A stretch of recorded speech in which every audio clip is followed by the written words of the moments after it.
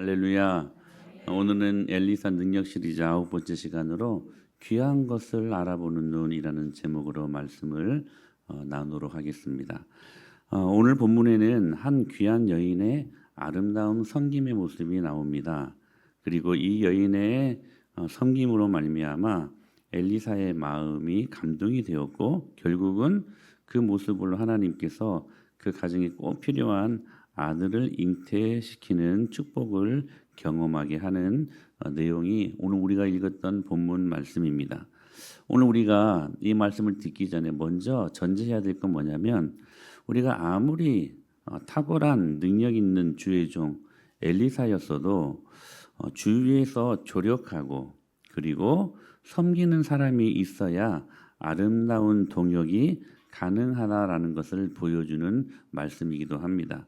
그 전제를 따라서 오늘 우리가 말씀을 살필 텐데, 그런 의미에서 오늘은 이 수넴이라는 마을에 살고 있었던 한 여인의 아름다운 섬김의 모습을 살펴보고, 그 섬김의 원동력이 무엇이었는가, 그리고 그 섬김으로 어떤 복을 받게 되었는가, 오늘과 다음 주에 걸쳐서 2주간 이 여인에 대해서 한번 말씀을 살펴볼 수 있도록 하겠습니다. 먼저 이 수넴 여인의 섬김은 강권하는 섬김이었습니다. 우리 8절 말씀을 같이 한번 읽어볼까요? 시작. 하루는 엘리사가 수넴에 이르렀더니 거기에 한 귀한 여인이 그를 간건하여 음식을 먹게 하였으므로 엘리사가 그곳을 지날 때마다 음식을 먹으러 그리로 들어갔더라. 여기 오늘 본문이 이 여인을 어떤 여인이라고 평가를 하냐면 귀한 여인이다라고 이야기하고 있습니다. 귀하다라는 말은 이 수넴 지역이 그가 부자든 아니면 신분이 높든 이것을 다 포함하는 단어였습니다. 그런데 이 여인이 엘리사가 수넴에 이르렀을 때에 엘리사를 보고 강권하여 음식을 먹게 했다는 것입니다. 이 강권했다라는 것은 간절히 권했다라는 말이죠. 이게 간청했다라는 말입니다. 그런데 왜 이 여인이 이 엘리사에게 먹을 것을 강권했을까요? 엘리야가 자신의 초대에 순순히 응하지 않고 그냥 가려고 했기 때문은 아닐까. 근데 이 여인이 강권한 이유를 생각해 보면, 첫째로는 엘리사에게 정말로 음식이 필요한 것을 이 여인이 알았기 때문이라는 것이죠. 그래서 엘리사가 처음에는 거절을 하지만 결국은 들어가서 음식을 먹고 또 그곳을 지날 때마다 음식을 먹으러 들어갔다라고 이후의 말씀이 계속 기록되고 있는 것을 보게 됩니다. 이걸 보면 분명히 엘리사에게는 그 능력 있는 사역을 위해서도 이 음식이 필요했음을 말씀하고 있는 것이죠. 그래서 엘리사가 사역하는 모든 시대를 가만히 살펴보면 아주 악한 시대 아니었습니까? 그래서 우리가 살펴본 대로 베델에서는 아이들이 때로 나와가지고 뭐라고 말해요? 대머리야 대머리야 올라가라 올라가라, 선지자를 모독하는 그러한 일들도 있었고, 그리고 선지생도의 아내는 빚을 지고 두 아들이 종으로 팔려갈 처지에 있었던 것을 보면 선지자로 살아가는 이 모든 시대가 얼마나 어려운 시대였고 얼마나 악한 시대였는가를 우리가 알 수 있게 된다는 것입니다. 그러므로 엘리사가 이런 사역의 여정 속에서 분명히 넉넉하지 않았겠죠. 근데 보면 그때나 지금이나 주의 사역자들은 항상 가난하고 결핍이 많습니다. 왜 그런지 모르겠어요. 지금도 그 식권 하나가 없어가지고 신대원에서 모두 밥 먹을 시간에 식권이 없어가지고 산으로 올라가서 기도하는 분들도 지금도 계십니다. 하나님이 그렇게 어렵게 하시는 것 같아요. 그러니까 이 여인의 섬김은 엘리사에게는 꼭 필요했던 섬김이었던 것 같습니다. 하지만 아무리 배가 고파도 아무나의 섬김에 선뜻 응하지 않는 것이 선지자의 자존심일 수 있었던 것을 이 여인이 알았기 때문에, 그래서 한 번 말해서 안 되니까 계속 간절히 권했던 것입니다. 아주 간청을 해서 그를 섬기고 있는 모습을 보게 되는 것입니다. 즉, 이 여인의 간권하는 모습은 여인이 나그네를 선지자를 영접하라고 하시는 하나님의 말씀에 순종하고 있는 것을 보여줍니다. 히브리서 14장 2절에 보니까 시작. 손님 대접하기를 잊지 말라. 이로써 부자 중에 천사들을 대접한 이들이 있었느니라. 그러니까 이 말씀의 율법을 따라서 지금 이 여인이 순종하고 있었던 것입니다. 그러니까 이런 섬김은 그냥 인사치레가 아니라 하나님의 백성으로서 지켜야 될 의무라고 생각했던 것입니다. 그것도 그냥 지나가는 나그네가 아니라 하나님의 말씀을 증거하는 하나님의 사람, 하나님의 종 아니었습니까? 그러니까 이 강권하는 이 섬김은 여인의 섬김이 진심이라는 것을 보여주는 그러한 모습이었다는 것입니다. 사랑하는 여러분, 진심으로 주를 섬기십시오. 그냥 척하지 말고 신용하지 말고 하나님은 살아계시고 여러분의 마음과 뜻을 감찰하시는 분 아닙니까? 그 마음의 진심도 다 아시는 분이십니다. 진심으로 섬기십시오. 엘리사는 그게 진심임을 확인하고 그 진심을 받아들인 것입니다. 두 번째, 이 여인의 섬김은 어떤 섬김이었는가? 가치를 존중하는 섬김이었습니다. 그런데 여러분 잘 한번 생각해 보십시오. 아무리 하나님 말씀이어도 강권할 만한 해야 이게 하는 것이 인지상정 아닙니까? 그렇잖아요. 하나님 말씀에 순종은 할 수 있습니다. 그런데 진짜 하고 싶어야 이게 진심으로 나갈 수 있는 거 아니겠습니까? 이 여인이 이렇게 간절히 권했던 이유가 어디 있었을까? 아주 놀라운 것을 발견하게 되는데 우리 9절 말씀 시작. 여인이 그의 남편에게 이르되 항상 우리를 지나가는 이 사람은 하나님의 거룩한 사람인 줄을 내가 아노니. 예, 그가 강권했던 이유는 뭐냐면 엘리사가 하나님의 거룩한 사람인 줄 알았다는 거예요. 이게 정말로 우리가 오늘 교훈으로 받아야 될 정말 중요한 말씀인 것입니다. 엘리사가 하나님의 거룩한 사람인 줄 알았다는 거예요. 무슨 말씀이에요? 가치를 볼 줄 아는 눈을 가졌다는 것입니다. 사랑하는 여러분, 이 각박하고 혼탁한 브라인디드, 혼미케 하는 우리의 눈을 가리우는 이 각박한 시기에 여러분들에게 정말로 필요한 눈이 뭘까요? 가치를 알아볼 수 있는 눈입니다. 그래서 남편에게 이 여인이 청해서 엘리사를 위해서 게스트룸을 만들었으면 좋겠다라고 말을 한 것이지요. 지금 이 부부의 섬김은 뭐 엘리사와 무슨 친분이 있어서도 아니고 동정이 뭐 있어서도 아니고 영적인 지금 순전히 지도자의 가치를 아는 섬김이었다는 거예요. 가치를 아는. 만약에 이 여인의 섬김이 엘리사가 가난하고 그리고 초라하고 그리고 어려운 것을 동정하는 섬김이었다면 엘리사는 분명히 그 여인의 초대에 응하지 않았을 것입니다. 여러분 기억하셔야 돼요. 하나님의 사역자는 절대로 동정을 필요로 하지 않습니다.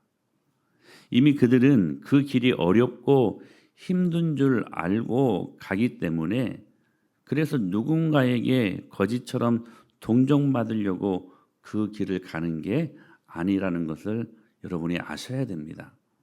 누군가가 밥 사준다고 그리고 그렇게 도와주면 그 앞에서 굽실거리면서 그 사람을 위해서 그 사람의 편의를 봐주는 그 길을 가는 것은 절대로 사역자의 모습이 아니라는 것을 여러분들이 아셔야 된다는 것입니다.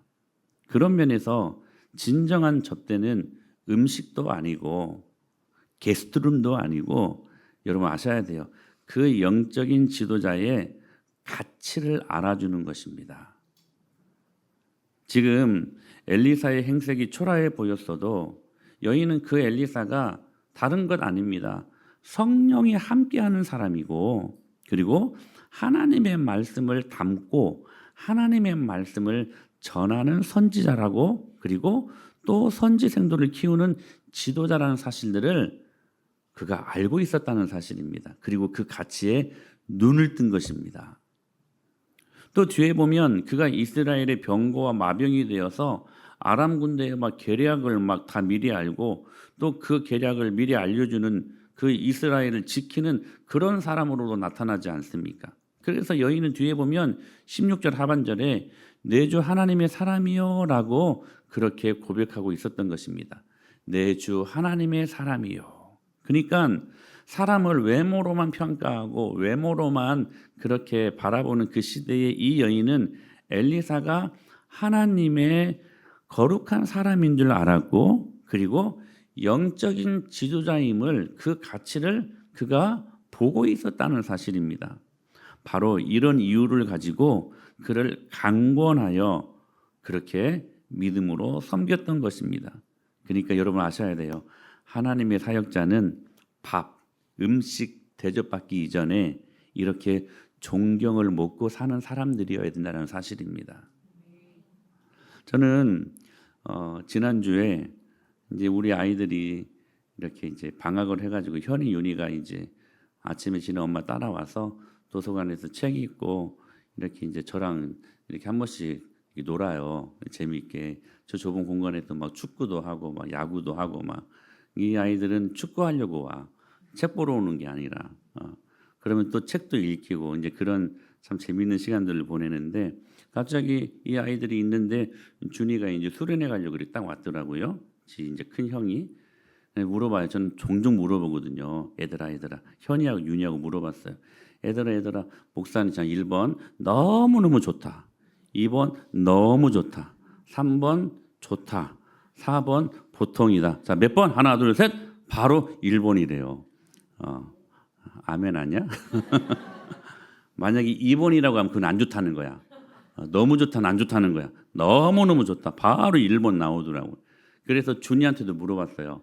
준아 너는 어떠냐? 그랬더니 0.1초 늦게 너무너무 좋대.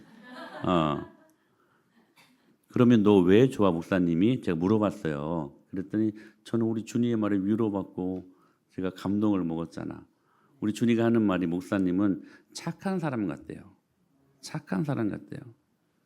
야 목사님이 착한 사람이 너희들 많이 혼도 내고 막 그러잖아. 아니 너 착한 사람 같대요. 왜 그래? 왜 착한 사람 같대?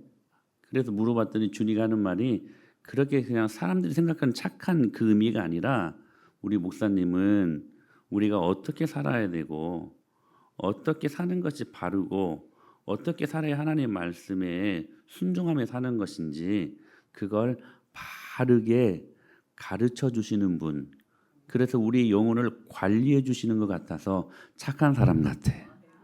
제가 그 말 듣고 진짜 많이 위로받았네.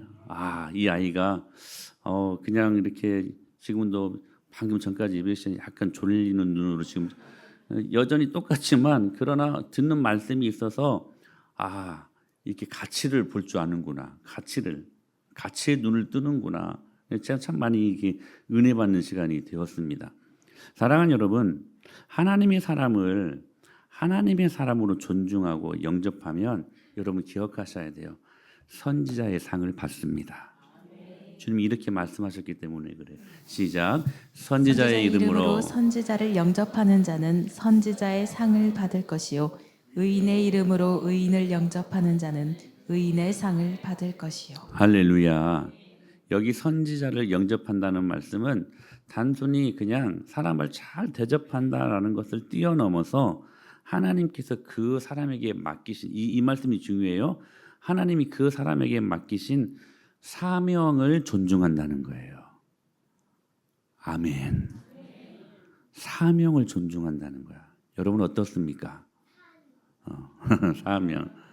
그러므로 여러분 목회자와 여러분 기억하세요. 저를 보세요. 정말 중요한 말씀이에요. 대척점에 있는 것처럼 어리석은 인생은 없습니다.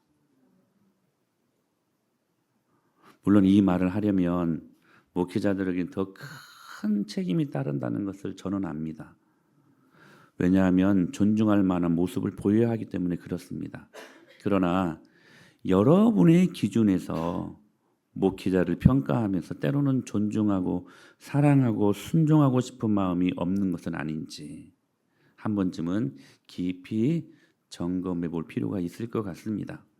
자, 그러나 저는 오늘 이 말씀을 여기에만 국한하여 말씀을 드리고 싶지 않습니다. 조금은 더 확대해서 이 말씀을 적용하고 싶은데 뭐냐면, 우리 모두에게 하나님의 나라 그리고 그분이 귀하게 여기는 가치를 볼 줄 아는 눈이 우리에게 있어야 될 것들을 확대해서 적용하라고 주님이 말씀하십니다. 우리는 너무나 가치 없는 일들에 시간을 낭비하고 때로는 물질을 소비하고 인생을 낭비할 때가 얼마나 많은지 모릅니다. 이런 말을 하면 또 이제 물론 반대급부가 일어날 수도 있는데 저는 정말로 이해가 안 되는, 그래서 거기에 목숨 거는 사람들이 있는데 누구냐면 이 등산가들입니다. 막 히말라야 막 엘리베이터 아니 그 있잖아요. 여러분 그 산들을 등정하잖아요. 등정해서 태극기 하나 꽂는 것이 그래서 많이들 내려오다 막 죽고 올라가다 죽잖아요. 과연 이 일들이, 죄송합니다. 또 이 말을 들으면 그 일도 가치가 있죠 생각하시는 분들 제가 이해를 못하는 건 아니지만 제 편에서는 과연 그 일들을 위해서 하나밖에 없는 목숨을 바칠 필요가 있을까? 그 외에도 우리는 수많은 가치 없는 이 땅에 썩어질 것들에 우리의 생명을, 목숨을 담보로 해서 사는 인생들이 굉장히 많다는 사실입니다. 근데 자 보십시오. 이런 사람들에게 모두 공통점이 있는데 그게 뭐냐면 다 이 땅에서 없어질 것들, 영원하지 않는 것들, 언젠가는 썩어질 것들, 이것들의 목숨을 바치는, 시간을 바치는, 물질을 바치는 사람들이라는 것입니다. 여러분, 우리 모두가 이 수넴 여인처럼 우리의 눈이 진짜 가치 있는 일들에 눈 떠지게 되기를 축복합니다. 저는 우리 교회가 품을 수 있는 최고의 가치는 NGP 사역이라고 생각합니다. 여러분 이 드림랜드를 아시죠? 가서 찍은 사진도 있나요? 사진은 안 내놨어요? 예.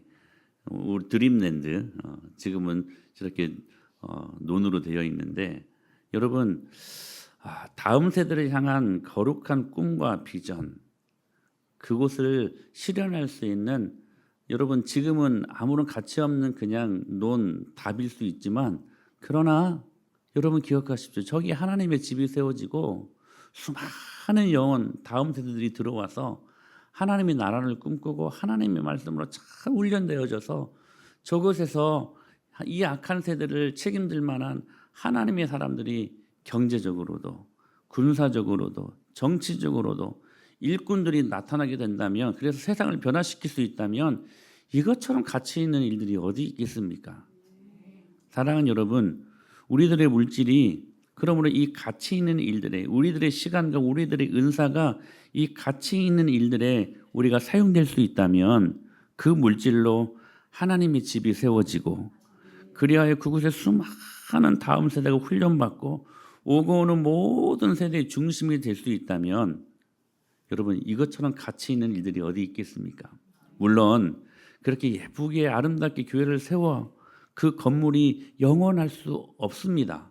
그렇게 세워져도 그 건물도 언젠가는 사라질 것입니다. 그러나 그 건물에서 하나님을 만난 한 영혼의 인생은 영원할 것입니다.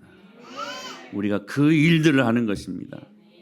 그러므로 그 공간에서 아이들이 말씀을 배우고 예배를 배우고 기도를 배우고 복음적 성경적 가치관으로 완전한 훈련을 경험하고 하나님의 사람으로 잘 훈련되어 이 악한 세대에 파송될 수 있다면 여러분의 헌신은 정말로 가치 있는 헌신이 될 줄로 믿습니다.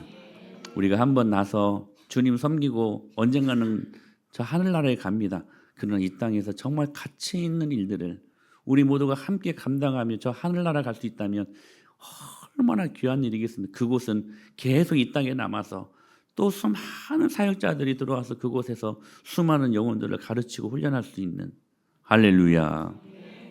세 번째, 이 여인의 섬김은 섬세한 섬김이었습니다. 우리 10절 말씀 같이 한번 읽어볼까요? 시작. 청하건대 우리가 그를 위하여 작은 방을 담 위에 만들고 침상과 책상과 의자와 촛대를 두셨다. 그가 우리에게 이르면 거기에 머물리이다 하였더라. 자, 이 여인이 이 가치를 발견한 이후에 그가 구체적으로 그 가치를 위해 어떻게 살아가야 될 것인가, 어떻게 섬겨야 될 것인가 아주 세심한 배려를 아끼지 않습니다. 자, 어떻게 말씀하고 있냐면 이 여인 남편에게 청해서 선지자가 전용으로 사용할 게스트룸을 만들고 그냥 방만 떡하니 주는 게 아니라 거기에 침상과 책상과 그리고 의자와 촛대를 마련해 줍니다. 그래서 엘리사 선지자가 여행 중에 거기서 쉬기도 하고 기도와 말씀 연구에 집중할 수 있는 공간을 만들어 준 것입니다. 여러분 오해하지 마십시오. 착각하지 마십시오. 선지자는 무슨 토굴이나 광야에 거하여만 능력을 받는 사람이 아니라는 것입니다. 그도 육체를 가졌기 때문에 쉴 곳이 필요했고 그냥 가만히 앉아서 기도만 하면 하나님이 뭐 그냥 무슨 어떤 계시를 부어주는 그런 것이 아니고 선지자도 율법을 연구해야 했고 그리고 쉼없이 그 시대를 공부했어야만 합니다. 그런 가운데서 하나님의 말씀을 듣고 그리고 이 시대를 분별하여 하나님의 말씀을 가르칠 수 있었던 것입니다. 아울러 여러분 엘리사는 선지학교 교장이었죠. 오늘날 신학교와 비슷한 거 아니었겠습니까?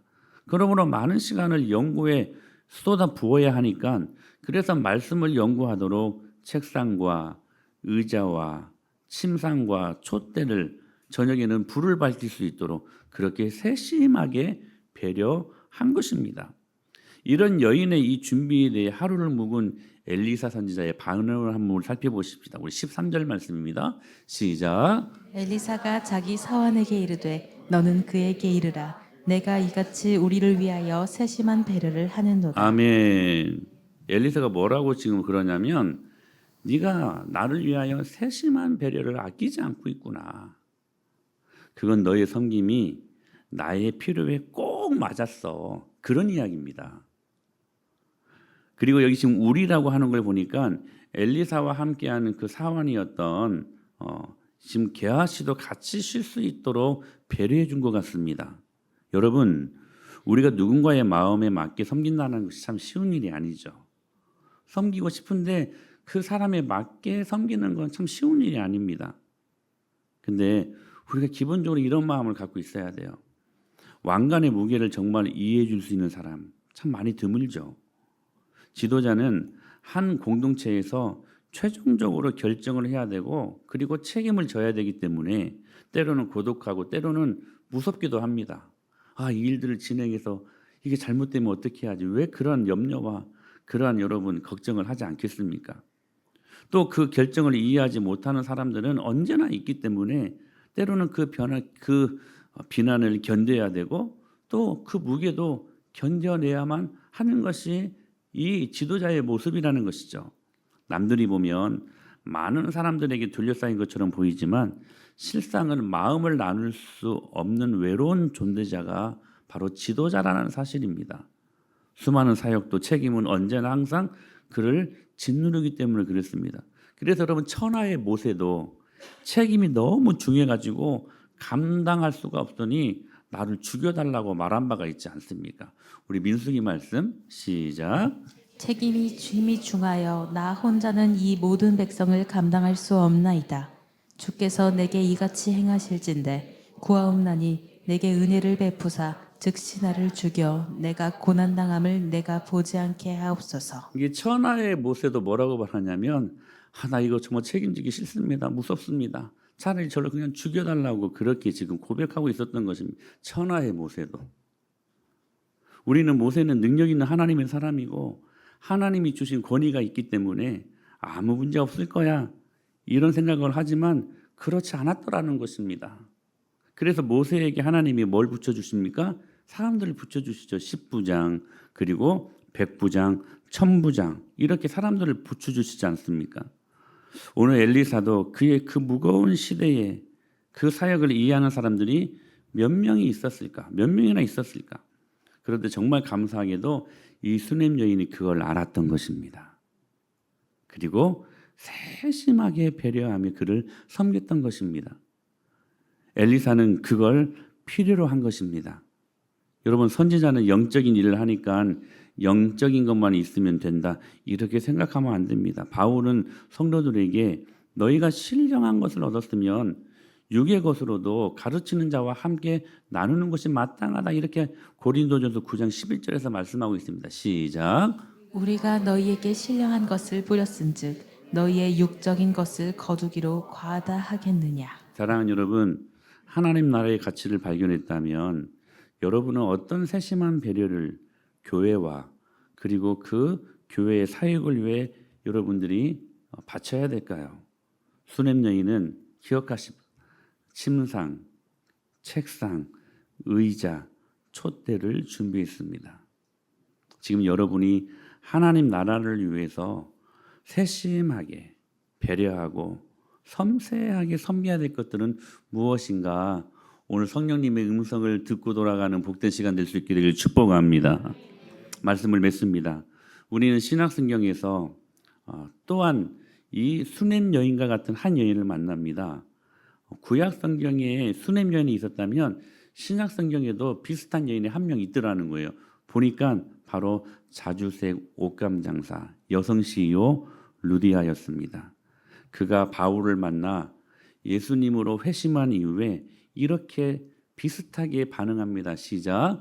그와 그 집이 다 세례를 받고 우리에게 청하여 이르기를 만일 나를 주 믿는 자로 할거든 내 집에 들어와 유하라고 하고 강권하여 머물게 하니라. 아멘. 여러분, 수냄 여인같이 루디아도 복음을 위하여 자기 집을 바울에게 제공합니다. 어떻게 제공합니까? 강권하여. 수냄 여인도 간권하여. 왜 그랬을까요?